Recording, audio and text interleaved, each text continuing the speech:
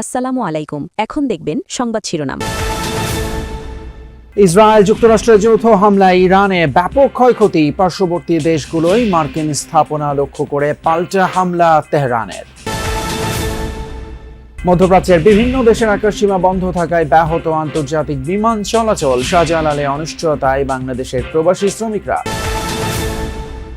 বিরোধী দল জামায়াতে ইসলামের ইফতারে প্রধানমন্ত্রী তারেক রহমান বললেন, রাজনৈতিক দলগুলো কাজ করবে মানুষের ভাগ্য পরিবর্তন।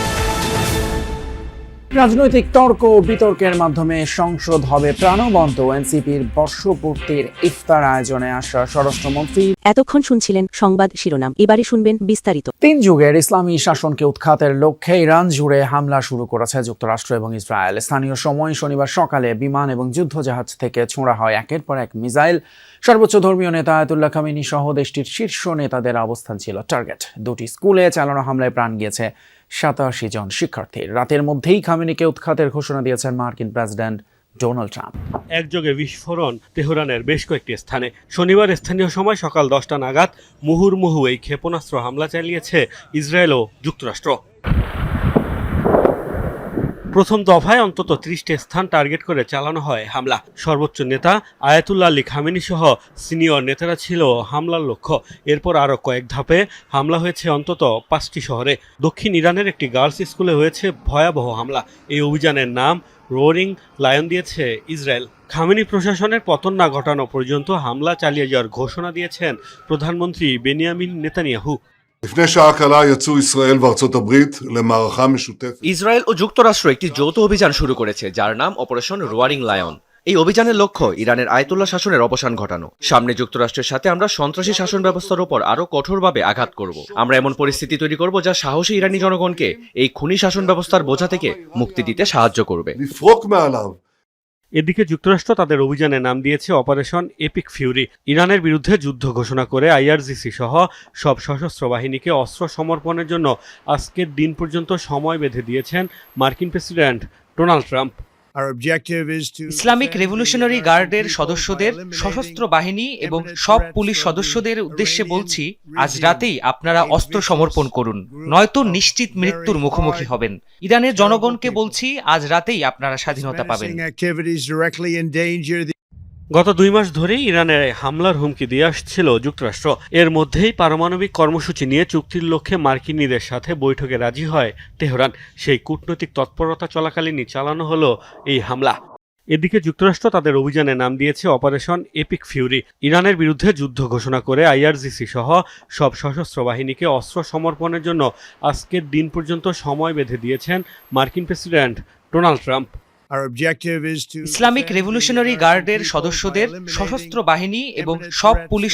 এদিকে মধ্যপ্রাচ্যগামী 28টি ফ্লাইট বাতিল করা হয়েছে বাংলাদেশ থেকে। যেসব ফ্লাইট বাতিল হয়েছে সেগুলোর যাত্রীদের জন্য রাতে থাকার ব্যবস্থা করা হয়েছে বলে জানিয়েছেন প্রবাসী কল্যাণ ও বৈদেশিক কর্মসংস্থান মন্ত্রী আরিফুল হক চৌধুরী। রাতে হযরত শাহজালাল আন্তর্জাতিক বিমানবন্দরের ভিআইপি লাউঞ্জে মন্ত্রী জানান, আরও কোনো ফ্লাইট বাতিল হলে সেসব যাত্রীদের থাকার জন্য ব্যবস্থা করা হবে।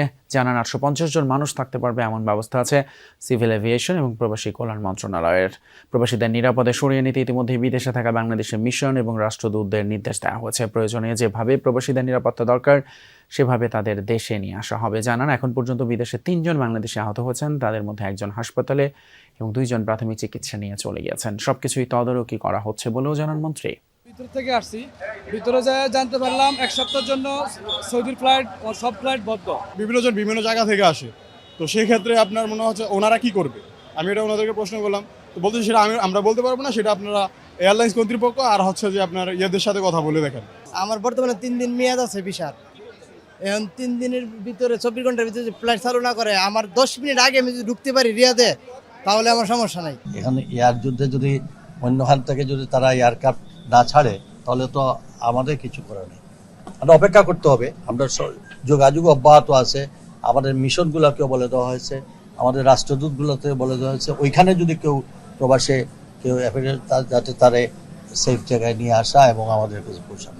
সবশেষ আপডেট যেটি হচ্ছে যে বাকি যে 2টি ফ্লাইট ছিল রিয়াদ এবং জেদ্দাগামী, সেই ফ্লাইট দুটিও বাতিল করা হয়েছে। অর্থাৎ মধ্যপ্রাচ্যগামী বাংলাদেশ থেকে যতগুলো ফ্লাইট রয়েছে সেগুলো সবগুলোই আসলে বাতিল করা হয়েছে এবং প্রবাসী কল্যাণ ও বৈদেশিক কর্মসংস্থান মন্ত্রী আমাদের সাথে কথা বলেছিলেন।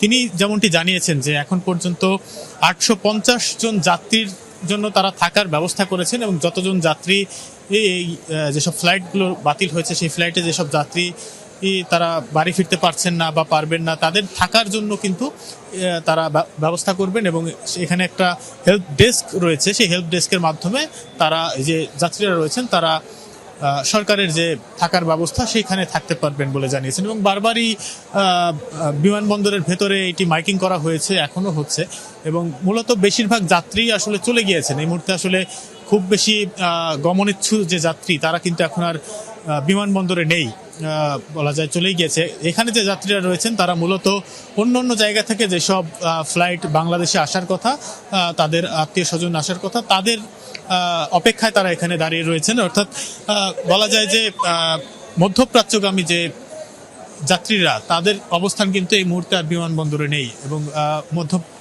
মধ্যপ্রাচ্যগামী যতগুলো নির্বাচনের মাধ্যমে যে গণতন্ত্রের যাত্রা শুরু হয়েছে তা হাজারো মানুষের রক্ত এবং ত্যাগের বিনিময়ে অর্জিত। আগামীর রাজনীতি হবে দেশের মানুষের ভাগ্য পরিবর্তনের জন্য। জামায়াতের ইফতার অনুষ্ঠানে যোগ দিয়ে মন্তব্য করেছেন প্রধানমন্ত্রী তারেক রহমান। একই অনুষ্ঠানে বিরোধী দলীয় প্রধান ডক্টর শফিকুর রহমান বলেন, এবারে সংসদ হবে প্রাণবন্ত, সরকারকে সহযোগিতার পাশাপাশি জনগণের অধিকার রক্ষায় শক্তিশালী ভূমিকা পালন করবে জামায়াত ইসলামী। দেশের রাজনৈতিক ইতিহাসে প্রথমবার বিরোধী দলের ইফতার অনুষ্ঠানে প্রধানমন্ত্রী। নতুন বাংলাদেশে রাজনৈতিক সৌহার্দ্য আর সহাবস্থানের জানান দিতেই জামায়াতের আমন্ত্রণে সাড়া দিলেন সরকার প্রধান। বিগত সময়ে সরকার আর প্রধান বিরোধী দলের মধ্যে ছিল দা কুমড়ো সম্পর্ক। অতীতের সব তিক্ততা পেছনে ফেলে সামনে এগিয়ে যেতেই আজ এক টেবিলে প্রধানমন্ত্রী ও বিরোধী দলনেতা। ইফতার অনুষ্ঠানে ছিলেন স্বরাষ্ট্রমন্ত্রী সহ সরকার দলের শীর্ষ নেতারা, ছিলেন 11 দলীয় জোট ও বিভিন্ন রাজনৈতিক দলের নেতা, বিভিন্ন পেশাজীবী ও 24-এর শহীদ পরিবারের সদস্যরা। বাংলাদেশ সরকারের মাননীয় প্রধানমন্ত্রী। বিকেল 5:30টায় ইফতার অনুষ্ঠানে যোগ দেন প্রধানমন্ত্রী। শুভেচ্ছা বক্তব্যে তারেক রহমান বলেন, হাজারো মানুষের আত্মত্যাগের মাধ্যমে গণতান্ত্রিক যাত্রা শুরু হয়েছে, তাই দেশবাসীর ভাগ্য পরিবর্তনে কাজ করতে চান।